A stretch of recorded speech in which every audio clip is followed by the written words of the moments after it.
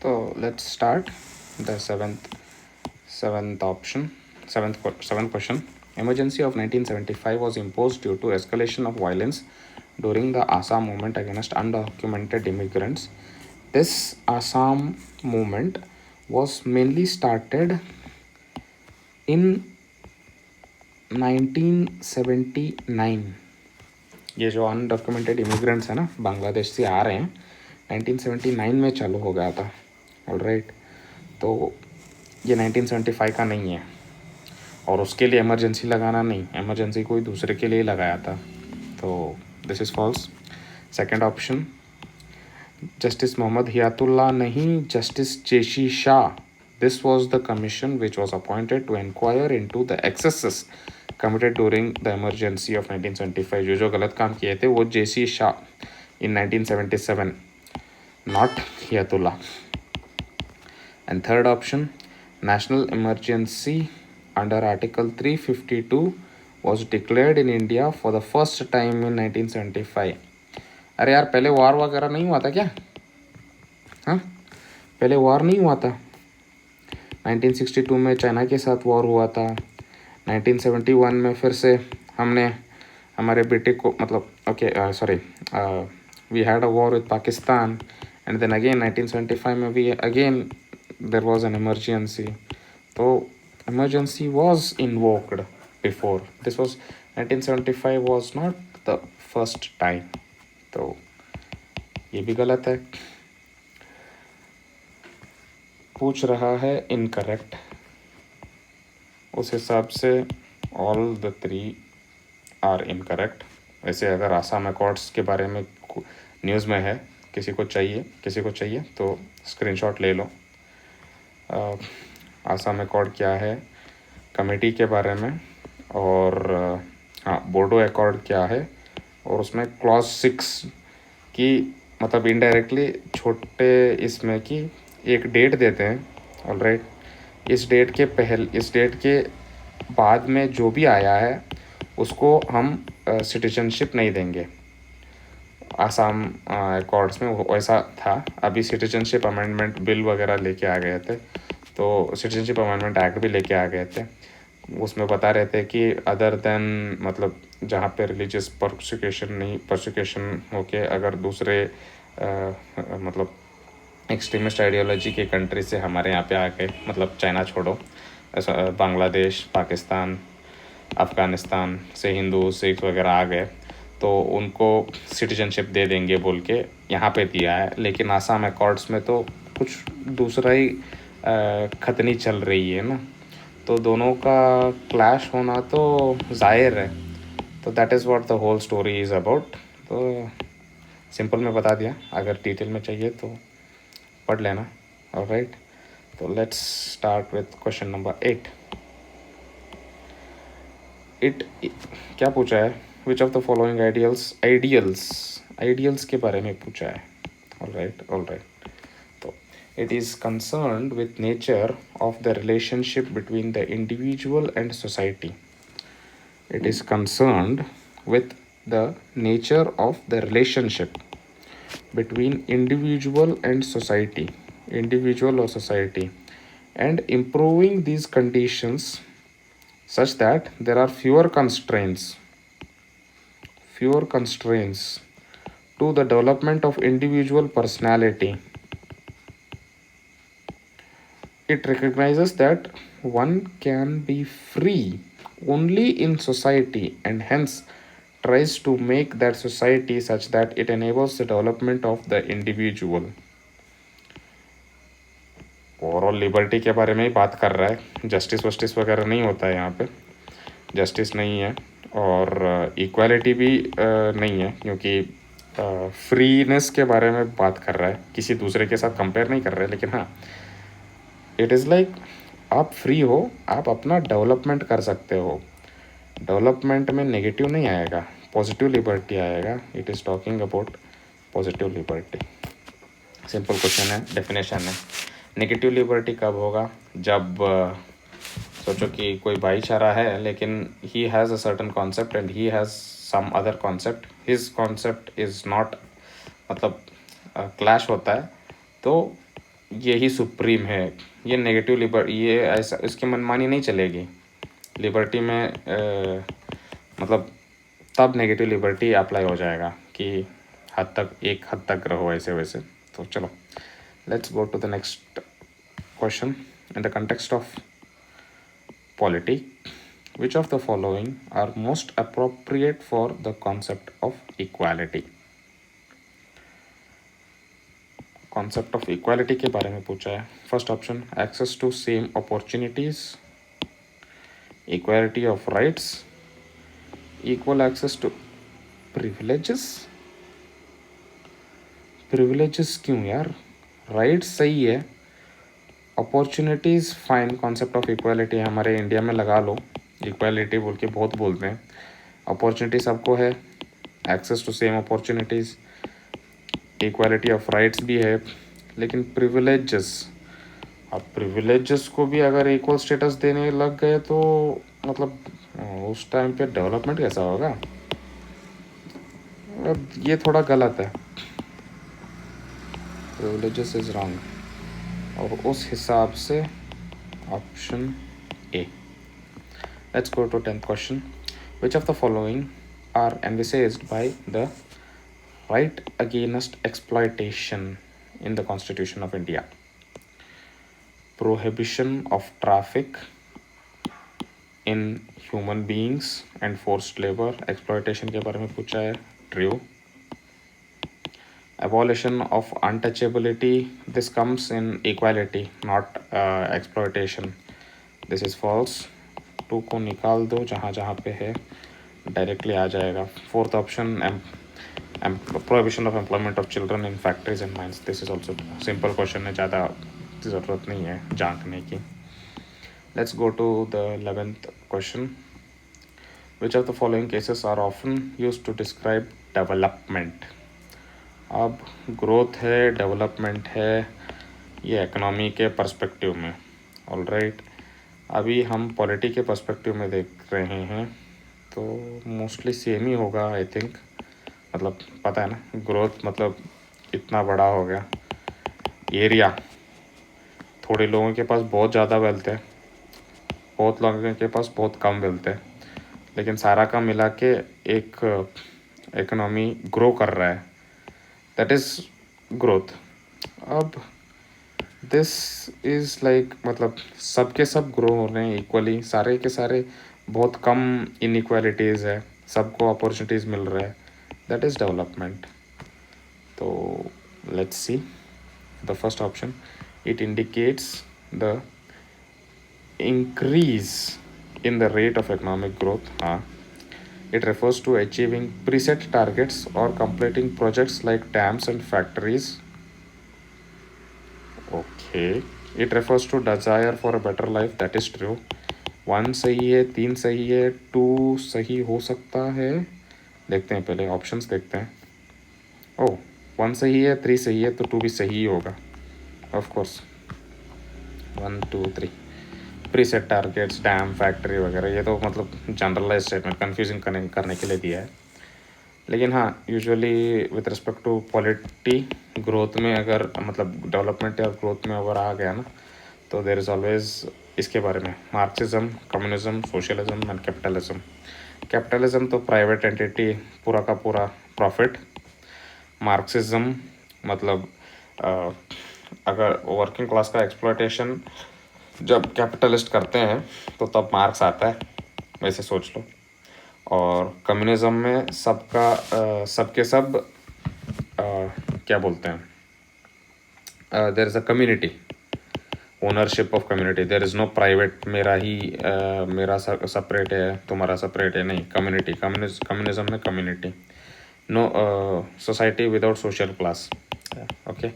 और सोशलिज्म में all individuals in the society own means of production, exhibit public और collective ownership, यहाँ पे भी collective ownership ऑलमोस्ट सिमिलर ही है, थोड़ा सा वर्किंग में और क्या बोलते हैं, लैंड में, प्रोडक्शंस में, वैसे डिफरेंस है। जिनका PSIR है वो बहुत अच्छी तरह से जांच लेंगे, दूसरे लोगों को बस वो ऊपर से देख लो, कोई ज़्यादा अंदर जाने की ज़रूरत नहीं है। 12th क्वेश्चन अगेन फिर से मार्क्सिज्म के बारे में आ गया। तो what are the statements given above are correct? Marxism believes in public control over the property. Yes, he does that.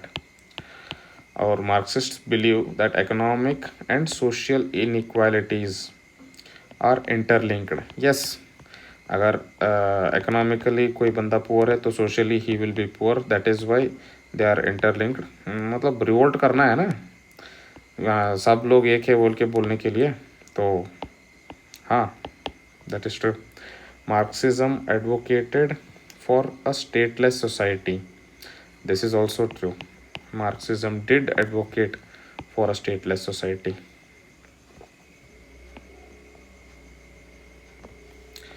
Karl Marx के बारे में थोड़ा, exploitation of proletariat by bourgeoisie lead to alienation, class for itself.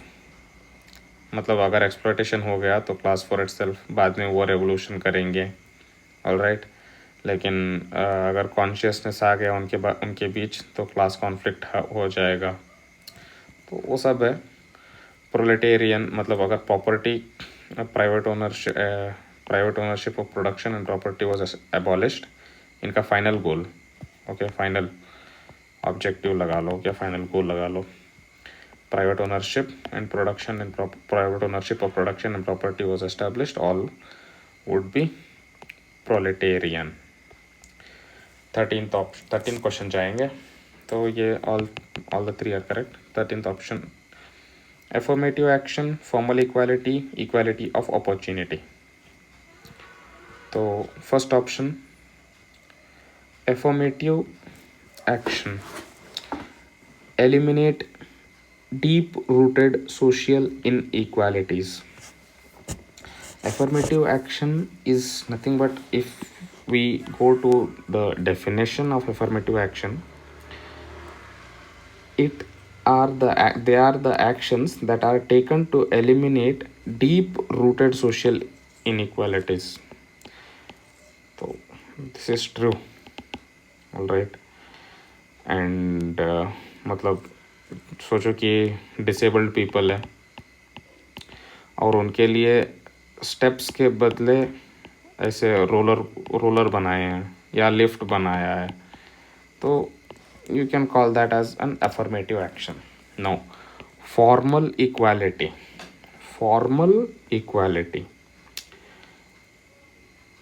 it would mean that, मतलब उसका अगर definition देखा जाए ना, तो गवर्नमेंट जो है, it requires the government and the law of the land. The government and the law of the land should stop protecting the system of inequality. मतलब inequality चल रहा है, कहीं पे बहुत ज़्यादा अमीर है, कहीं पे बहुत ज़्यादा ये है, ये स्टॉप कर देता है इसको प्रोटेक्ट करना। दैट इज़ फॉर्मल इक्वालिटी, मतलब सब एक समान। फॉर्मल इक्वालिटी का डेफिनेशन लिख ही देता हूँ, नहीं इससे करते हैं। Formal equality requires the government and the law of the land to stop protecting the systems of inequality. That is formal equality. मतलब stop protecting the system of inequality. Inequality है, इसको प्रोटेक्ट करना बंद करो। ट्रिकल डाउन इफेक्ट होने दो, कुछ भी होने दो, लेकिन इसको प्रोटेक्ट मत करो। That is what formal equality means. And equality of opportunity, सबको अपॉर्चुनिटी देना चाहिए। तो equal inheritance rights to women is true. और second option, special ramps for disabled people, ये अफर्मेटिव एक्शन हो जाएगा। और formal equality eliminate deep rooted social inequalities. तो दोनों का दोनों सेम ही है, ये यहाँ पे दिया है और ये यहाँ पे दिया है, मैंने देखा ही नहीं, सॉरी, ये यहाँ पे दिया है और ये यहाँ पे दिया है। Let's go to the 14th option. Consider the following statements with respect to feminism. यहाँ पे फ़िलहाल इस क्वेश्चन में पॉजिटिव फेमिनिज़म के बारे में दिया है। फेमिनिज़म मतलब बुक्स के बारे में, जो आप बाहर में ऐसे फेमिनिस्ट्स, वेस्टर्न फेमिनिस्ट को देख के एक एक लोग बोलते हैं ना, वैसे नहीं, पॉजिटिव फेमिनिज़म के बारे में दिया है। Let's go with that because our society needs that. हमारे यहाँ पे तो पैट्रियार्की बहुत बेकार है एक एक तरफ, तो दिस इज़ रिक्वायर्ड। हाँ, पूरा एक्सट्रीम भी नहीं, लेकिन we know what is extreme and what is not, because it also advocates equality. अभी आएगा क्वेश्चंस में, ऑप्शंस में, इसलिए बता रहा हूँ। It is a political doctrine, obviously yes, that aims to provide special privileges to women. Special privileges to women नहीं, it just asks for equal privileges to women. It believes that inequality between men and women is the result of patriarchy. हाँ, simple positive feminism के बारे में बात हो रहा है। अगर नेगेटिव फेमिनिज्म हो गया तो हाँ, वुमेन ही बड़े हैं, मेन बेकार नालायक हैं बोल के हो जाता था, लेकिन हाँ, नॉर्मल फेमिनिज्म का डेफिनेशन भी पॉजिटिव है, तो वैसे देखेंगे। Third option, feminists do not make the distinction between sex and gender to promote equality. This is actually true. मतलब तुम मेल हो, तुम फीमेल हो, तुम कोई मतलब XXY हो, XYY हो, XXYY हो, मतलब कुछ भी हो, ट्रांसजेंडर हो, कुछ भी हो, तुम्हारे बीच भेदभाव नहीं, सब के सब इक्वल है।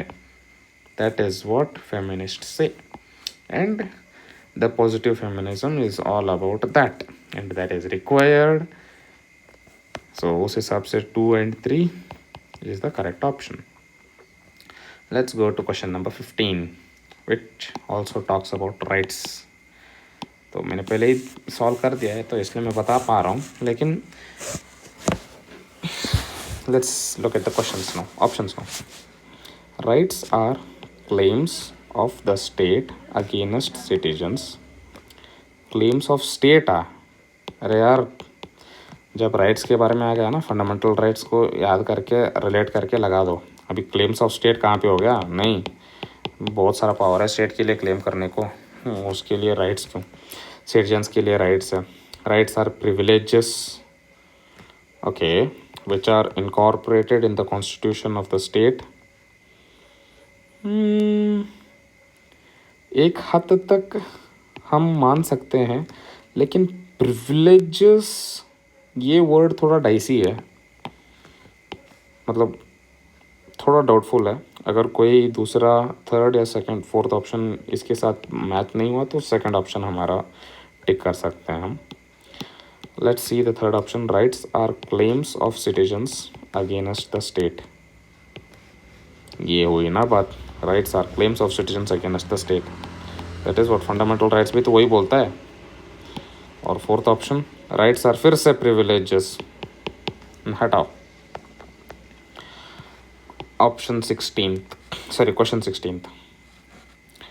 Principle of treating equally, principle of social justice, okay, social justice.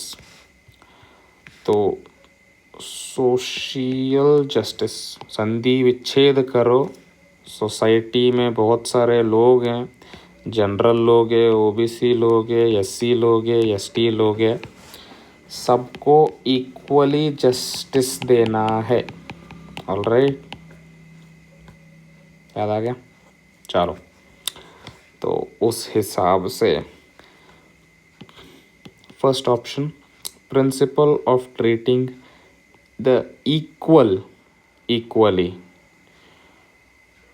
The equally is actually correct. मतलब अब इक्वल है तो उनको अनइक्वल क्यों ट्रीट करेंगे? नॉर्मल जस्टिस का ही डेफिनेशन हो जाएगा equally.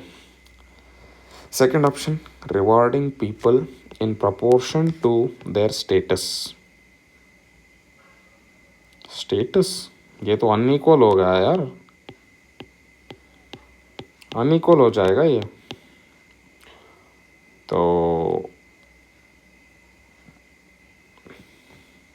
Not the status, it is there quality of work या एफर्ट, उसके ऊपर हो जाता था तो कुछ बोल सकते थे, लेकिन स्टेटस तो गलत है, इसको निकाल दो. तो अगर स्टेटस गलत हो गया और सेकंड ऑप्शन हमने निकाल दिया तो बचा 1 और 3. Third option, recognising special needs of people while distributing rewards. Confusing था लेकिन अभी सिंपल हो गया ना. Recognising special needs of the people while distributing rewards आ गया ना. SC ST, बाद में OBC भी, अंबेडकर जी ने जो कहा था, और मंडल. ऑलराइट, तो चलो ठीक है. Question number 17. In the context of Indian Constitution, which of the following options are appropriate for imposing reasonable restrictions? All right. Article 19 में रीजनेबल रेस्ट्रिक्शन है फ्रीडम ऑफ मूवमेंट के लिए. चलो देखते हैं पहले ऑप्शंस. डिस्कस में टाइम ज़्यादा बर्बाद नहीं करेंगे, पढ़ लिए होंगे तो सब पढ़े ही होंगे ना. तो it's just revision now. Limitations imposed upon a person's right. Yes. Restrictions on the legislative power of the government. हैं? गवर्नमेंट के ऊपर रीजनेबल रिस्ट्रिक्शन कौन डालेगा यार? तो लिमिटेशन इम्पोज्ड अपॉन जुडिशियरी. वही लेजिस्लेचर. अरे बाप रे. जुडिशियरी तो सबसे ऊपर है, वो उसकी मनमानी, वो तो मतलब कुछ भी कर सकता है. वो तो यार basic structure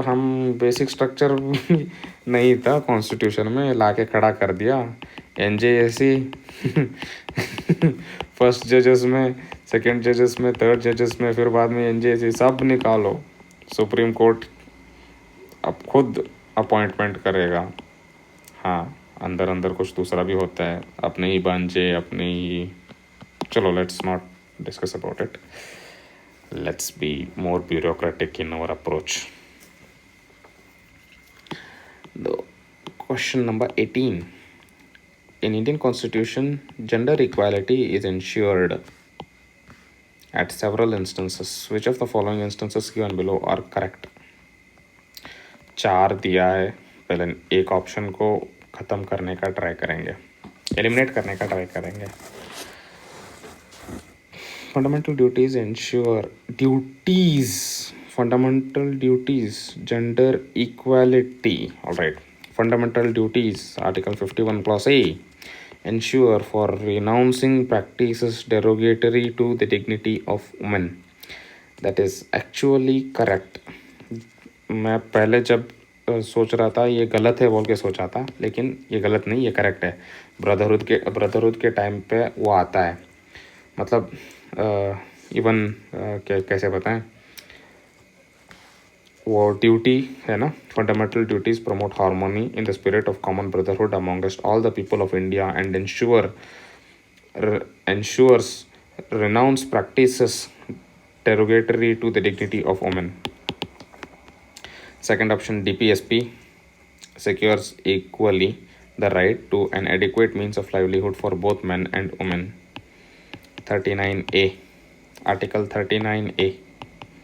This is true.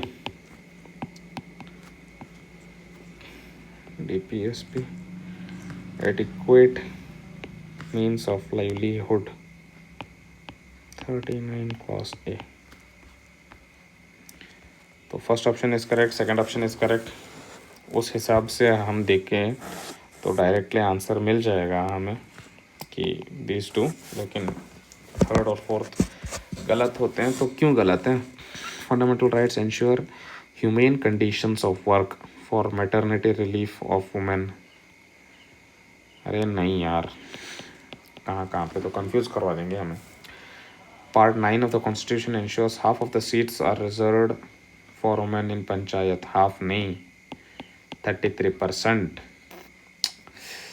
हाँ चलो, और ये जो है ना fundamental rights ensure humane conditions of work, ये फंडामेंटल राइट नहीं, ये डीपीएसपी अगर बोल देते थे तो ये सही होता था। DPSP ensures humane conditions of work for maternity relief, और दिस मैटरनिटी रिलीफ का डीपीएसपी जो है, this is under article 42 of the DPSP. Okay, let's go to question number 19। Which of the following fundamental rights are available to both citizens as well as foreigners? तो first option, protection in respect to conviction of offences. हाँ, ये तो obviously दोनों को देंगे, वरना कोई tourist आया है उसको बिना बात जेल में डाल दिए तो मतलब obviously it will be followed. तो पहला सही है, तो सिर्फ सेकंड और थर्ड में देखते हैं, फोर्थ वाला गलत है। इंटरेस्ट ऑफ माइनॉरिटीज़ वगैरह नहीं, ये फॉरेनर्स का कोई दूसरा एक सोचो वो बंदा आ गया, हम में माइनॉरिटी हूँ इंडिया के स्टेट में, मुझे भी प्रोटेक्शन दो, मतलब हाँ उस टाइप का प्रोटेक्शन देंगे, लेकिन तेरे को माइनॉरिटी का दर्जा मतलब तेरा एजुकेशनल इंस्टीट्यूशन वगैरह नहीं, वो सब नहीं देंगे। लास्ट 200-300 साल में बहुत वो दे के ये हाल हो गया था हमारा। तो fundamental rights are available to both citizens as well as foreigners, protection in respect to conviction of offences, freedom of speech and expression. हाँ, दंगे करवा देंगे क्या उनको? बीबीसी याद करो उन लोगों को। तो गलत, सेकंड गलत है, पहला सही है, थर्ड वाला सही हो जाएगा। Freedom to manage religious affairs, मतलब आपका जो रिलीजियस अफेयर है वो आप कर सकते हो, लेकिन माइनॉरिटी है या एक्सप्रेशन है इसलिए हड़ताल करेंगे या कोई रैली पे जाएंगे, नहीं, जो अगेंस्ट द गवर्नमेंट है वो नहीं है। तो उस हिसाब से first option. Let's go to question number 20। Right to privacy is protected as an intrinsic part of right to life and personal liberty. Which of the following in the Constitution of India correctly and appropriately imply the above statement? Article 14 गलत, Article 17 गलत, Article 21 and the freedoms guaranteed in Part 3. Simple question है, ज़्यादा बताने की ज़रूरत नहीं है। और अगर फंडामेंटल ड्यूटीज़ के बारे में, ये जो फंडामेंटल ड्यूटी है ना, ये देखना है, तो इसलिए ये है according to article 51A, it shall be the duty of every citizen of India to abide by the constitution and respect the ideals and institutions and the national flag and national anthem. Noble ideas को cherish करना है and national struggle for freedom लोगों को inspire हम तो है ही, और फिर आपको भी करना है। To uphold and protect the sovereignty, unity and integrity of India, to defend the country and render national service when called upon to do so. अभी सोचो कि रशिया वर्सेस यूक्रेन का जो हाल है ना, मतलब हमारा वैसे होगा नहीं, हमेशा कभी भी होगा नहीं, लेकिन imagine India is at war with both China and Pakistan, and अगर मिलिट्री की कमी पड़ रही है तो I and you can be called by the government to stand in the front line इनके ऊपर, इनको मारने के लिए। तो मतलब at any place, all right, but to render national service। इसके बाद अब से 25 क्वेश्चंस होने के बाद I'll start explaining more diplomatically। अगर थोड़ा ये Okay. And harmony, brotherhood, all right, religious हो, लिंग्विस्टिक हो, या रीजनल हो, या सेक्शनल हो. रिलीजियस पता चल सकता है, linguistic south north, regional sixth schedule, sectional north east, या बहुत सारे. And the dignity of women यहाँ पे आ गया ना, renounce practices derogatory to the dignity of women. ये डिग्निटी ऑफ वुमेन हम पढ़ते नहीं हैं यूजुअली, बस इतना पढ़ के ख़त्म कर देते हैं, लेकिन ये भी है, इसलिए तो ये ऑप्शन आया था ना, dignity of women.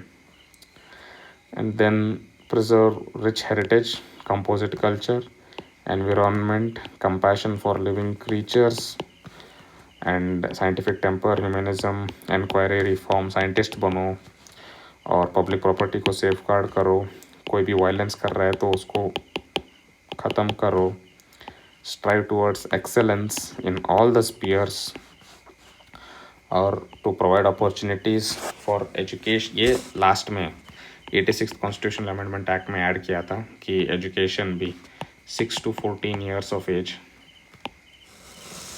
It is a fundamental duty. All right, 6 to 14 years of age, fundamental duty.